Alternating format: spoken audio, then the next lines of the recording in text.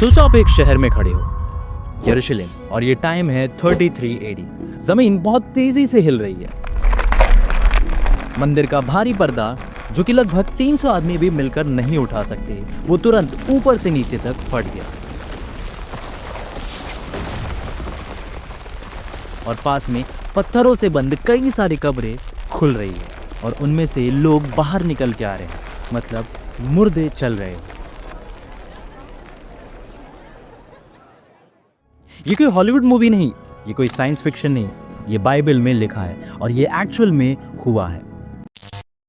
Hello everyone, अगर आप इस चैनल पे नए आए हो तो मैं यहाँ पे बाइबल के मिस्टीरियस घटनाओं को एक्सप्लोर करता हूँ, जो कि लोग कैजुअली पढ़ लेते हैं, लेकिन जब हम उन्हें डीप जाके देखते हैं तब हमें पता चलता है वो नॉर्मल बिल्कुल भी नहीं थी। तो आज हम इसी तरीके से बाइबल के कुछ 3 ऐसी घटनाओं को देखेंगे जो देखने में बिल्कुल इम्पॉसिबल लगती है, लेकिन वो सच में हो चुकी है। पर ये वीडियो हमारा पार्ट 1 है, पार्ट 2 और पार्ट 3 भी आने वाला है। तो सब्सक्राइब करो, बेल आइकन को दबाओ ताकि कोई भी वीडियो आपसे मिस ना हो सके। चलिए शुरू करते हैं। Event 1, when the dead walked in Jerusalem. पहली घटना, समय था 33 AD और जगह यरूशलेम, इजराइल का सबसे पवित्र शहर। सीजन था स्प्रिंग, पैसओवर का त्योहार।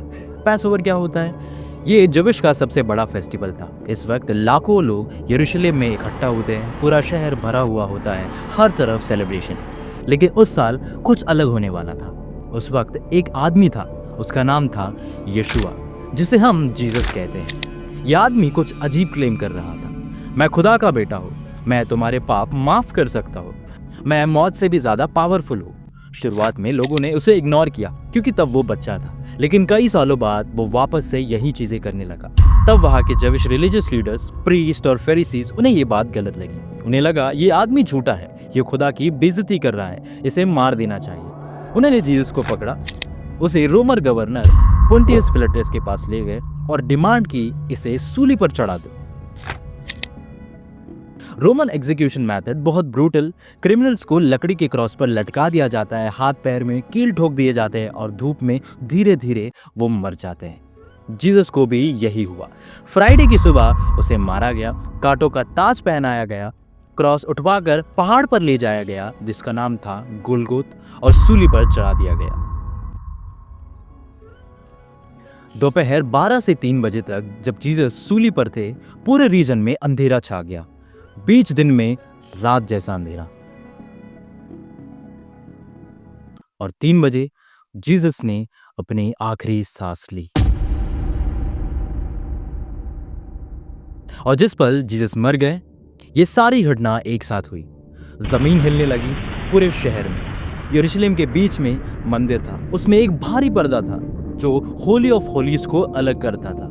वो पर्दा इतना मोटा था कि 300 आदमी भी उसे नहीं उठा सकते थे, और वो पर्दा ऊपर से नीचे तक फट के 2 टुकड़े हो गए। लेकिन सबसे अजीब बात, मुर्दे लोगों की कब्रें खुल गई।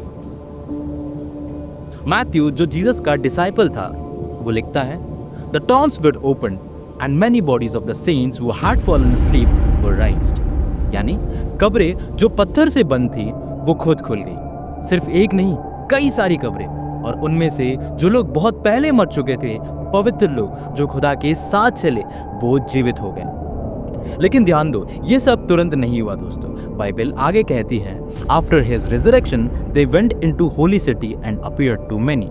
मतलब टाइमलाइन समझने की कोशिश करते हैं दोस्तों। फ्राइडे को जीसस मारे गए, कब्रें खुल गई। सैटरडे को सब कुछ चुप था। संडे जीसस जिंदा हुए। उसके बाद वो लोग जिनके कब्रें खुल गई थी, वो यरूशलेम के अंदर आने लगे और बहुत से लोगों को दिखाई दिए। सोचो एक बार, तुम यरूशलेम की गली में चल रहे हो और पैसओवर खत्म हो चुका है, लोग घर जा रहे हैं, और अचानक से तुम्हारे दादाजी, जो कि 10 साल पहले मर चुके हैं, वो तुम्हारे सामने खड़े हैं, बोलते चलते और जिंदा। तो कैसा लगेगा?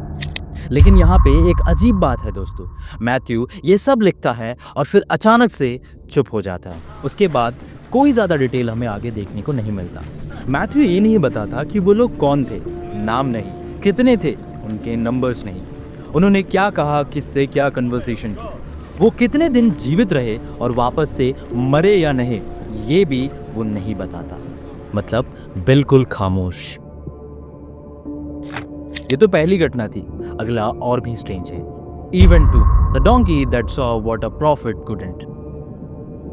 दूसरी घटना, समय था लगभग 1400 बीसी, बहुत पहले, और जगह थी मोआब, जो कि आज के समय का जॉर्डन है।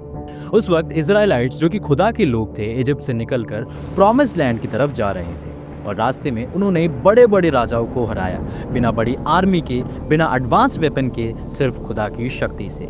और अब वो लोग मोआब के पास आ रहे थे, और उस समय मोआब का राजा था बालाक। उसने देखा इजराइल बड़े बड़े किंगडम्स को क्रश कर रहा है बिना बड़े युद्ध के, और अब मेरे पास आ रहे हैं। बालाक डर गया, उसे लगा ये कोई नॉर्मल आर्मी नहीं है, इनके पास कोई सुपर नेचुरल पावर है, मैं उन्हें युद्ध में नहीं हरा सकता। तो उसने सोचा, अगर मैं फिजिकली नहीं हरा सकता तो शायद स्पिरिचुअली इन्हें कमज़ोर तो कर सकता हूँ। इसीलिए बालाक ने किसी को बुलाया, उसका नाम था बालाम। बालाम कौन था? बालाम एक नबी था, लेकिन वो इजरायली नहीं था दोस्तों, वो आउटसाइडर था। वो पैसा लेकर लोगों को श्राप और आशीर्वाद देता था। उसकी सीवी कुछ इस तरीके से थी, ये जिसको आशीर्वाद दे वो देश या फिर वो लोग आशीष पाते थे, और या फिर ये जिस देश को श्राप दे या फिर जिन लोगों को श्राप दे वो लोग श्रापित किए जाते थे। बालाक ने उसे मैसेज भेजा, मेरे पास आओ, इजराइल को श्राप दो, मैं तुम्हें बहुत पैसा दूंगा। और जैसे ही ये खबर बालाम के पास आई तो उसी रात खुदा बालाम के पास आया। खुदा ने क्लियरली बालाम से कहा, तुम मोआब मत जाओ, इजराइल को श्राप मत दो, क्योंकि इजराइल ब्लेस्ड है, श्रापित नहीं। बालाम को बस यही सुन के रुक जाना चाहिए था, लेकिन उसके दिल में लालच फंस गया। बालाक ने दोबारा मैसेज भेजा, और इस बार और ज्यादा पैसे उसे ऑफर किए। इस बार खुदा ने कहा, ठीक है जा, लेकिन सिर्फ तू जाके वहां वही बोलेगा जो मैं तुझे बोलूंगा। बालाम मोआब की ओर जा रहा था, लेकिन उसका दिल सही जगह पे नहीं था। वो खुदा की बात मान रहा था, लेकिन अपनी इच्छा भी दूसरी तरफ पूरी करना चाहता था। बालाम अपने गधे पे सवार होकर जा रहा था, और उसके साथ कुछ मोआबी लोग भी थे। सब कुछ नॉर्मल चल रहा था दोस्तों यहाँ तक, लेकिन तभी बाइबल कहती है खुदा का गुस्सा भड़क उठा, और रास्ते में एक फरिश्ता तलवार निकाल कर खड़ा हो गया। लेकिन अजीब बात यह है, वो फरिश्ता बालाम को दिखाई नहीं दे रहा था, लेकिन जिस गधे के ऊपर वो बैठ के जा रहा था वो सब कुछ देख सकता था। जब पहली बार गधे ने उस फरिश्ते को देखा, वो रास्ते से हट के खेत में चला गया। बालाम ने गधे के ऊपर गुस्सा किया और उसे मारा। दूसरी बार जब वापस से वही फरिश्ता दिखाई दिया, गधा एक तंग जगह पर दो दीवारों के बीच में जाकर चिपक के जाने लगा। इस वजह से बालाम के पैर में लग जाता है, फिर वापस से बालाम उसे मारता है।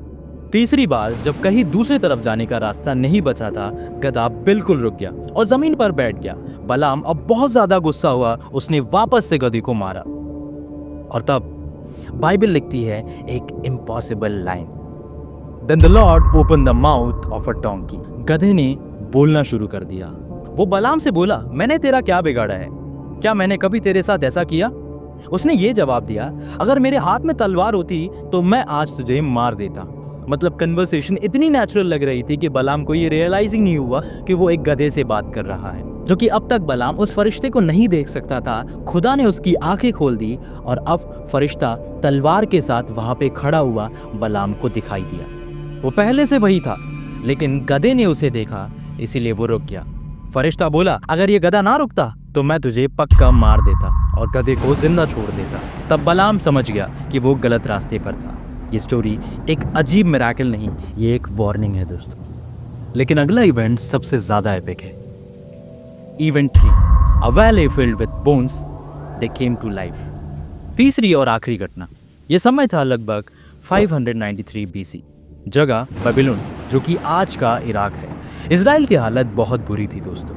बेबीलोन के राजा नेबुकदनेस्सर ने यरूशलेम पर हमला किया, मंदिर को जला दिया, शहर को बर्बाद कर दिया और हजारों इजराइलाइट को बंदी बनाकर बेबीलोन ले गया। ये लोग अब एक्साइल में थे। एक्साइल का मतलब ये होता है जब किसी व्यक्ति को सजा के तौर पर अपने देश या घर से निकाल दिया गया। अपने घर से दूर थे, अपने खुदा से दूर। उन्हें लग रहा था सब कुछ खत्म हो गया, सब खत्म, अब कोई उम्मीद नहीं है। लेकिन उन्हीं इजराइलियों में से एक इंसान था जिसका नाम था एजेकियल। एजेकियल एक नबी था, वो भी एक्साइल में था, उन्हीं इजराइलियों के साथ बेबीलोन में। और अचानक से एक दिन खुदा की स्पिरिट ने एजेकियल को उठाया और उसे एक जगह ले गया। बाइबल कहती है, He led me around among them and behold there were very many and there were very dry। Ezekiel एक घाटी में था, यानी एक वैली पर। हर जगह हड्डियां थी, हर तरफ हड्डियां, बहुत ज्यादा हड्डियां, बिल्कुल सूखी, कोई मसल नहीं, कोई स्किन नहीं, सिर्फ और सिर्फ बोन्स।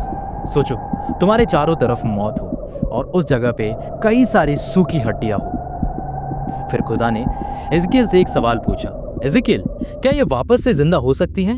एज़ेकियल जवाब देता है खुदा। आपको पता है, खुदा एज़ेकियल से कहता है इन हड्डियों से बात कर। एज़ेकियल बोलने लगता है और अचानक से धीरे धीरे हड्डियां हिलने लगती है। वो एक दूसरे के पास आने लगती है, जुड़ जाती है, स्केलेटन बन जाती है। फिर स्लोली उनके ऊपर मसल आने लगता है, स्किन चढ़ जाती है, पूरा एक शरीर बन जाता है। लेकिन वो हड्डियां अभी भी मुर्दे थे दोस्तों।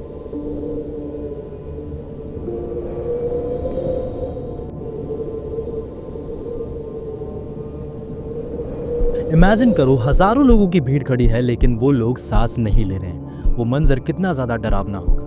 और उन्हीं हड्डियों को जिंदा करने के लिए खुदा ये कहता है, अब रुआज यानी सांस को बुला। एज़ेकियल प्रोफेसी करता है, उन हड्डियों से बात करता है। खुदा की स्पिरिट आती है और वो सब बॉडी जिंदा हो जाती है, सांस लेने लगती है, खड़ी हो जाती है और एक बड़ी सी सेना बन जाती है दोस्तों। और इससे खुदा एज़ेकियल को ये समझाना चाहता था, या फिर पूरे इजराइलियों को ये समझाना चाहता था, इजराइल, तुम्हें लगता है ना कि सब कुछ खत्म हो गया, तुम्हें लगता है अब कोई उम्मीद नहीं बची, पर जैसे मैंने इन हड्डियों को जोड़ा है, मैं तुम्हें भी जोड़ूंगा, मैं तुम्हें वापस लाऊंगा, मैं तुम्हारे अंदर अपनी स्पिरिट डालूंगा। और हुआ भी कुछ ऐसे ही। पहली बार इजरायली 540 बीसी में घर वापसी करते हैं। एक विजन के जरिए गॉड ने इजराइल के लिए प्रोफेसी की कि ये लोग अपने घर वापस जाएंगे। और यही खत्म होता है हमारा थर्ड इवेंट। तो आज हमने 3 ऐसे इम्पॉसिबल इवेंट्स को देखा दोस्तों। यरूशलेम में मुर्दे चल पड़े क्योंकि जीसस ने मौत को हराया था। एक गधे ने वो देखा जो एक नबी नहीं देख सका क्योंकि स्पिरिचुअल अथॉरिटी अंधी हो सकती थी। और थर्ड, हड्डियां जिंदा हो गई क्योंकि अब खुदा बोलते हैं तो हिस्ट्री वापस से सांस लेती है। बाइबल कोई फैंटेसी नहीं है, ये एक हिस्ट्री है दोस्तों। लेकिन ये पार्ट 1 है दोस्तों। पार्ट 2 में हम देखेंगे एक आदमी बिना मरे स्वर्ग कैसे गया। 3 लोग आग के बीच में चल रहे थे, दीवार पर एक हाथ ने लिखा और टाइम रुक गया। तो सब्सक्राइब करो, मिस मत करना और कमेंट में बताओ सबसे ज्यादा शॉकिंग कौन सा इवेंट लगा। मिलते हैं पार्ट 2 में।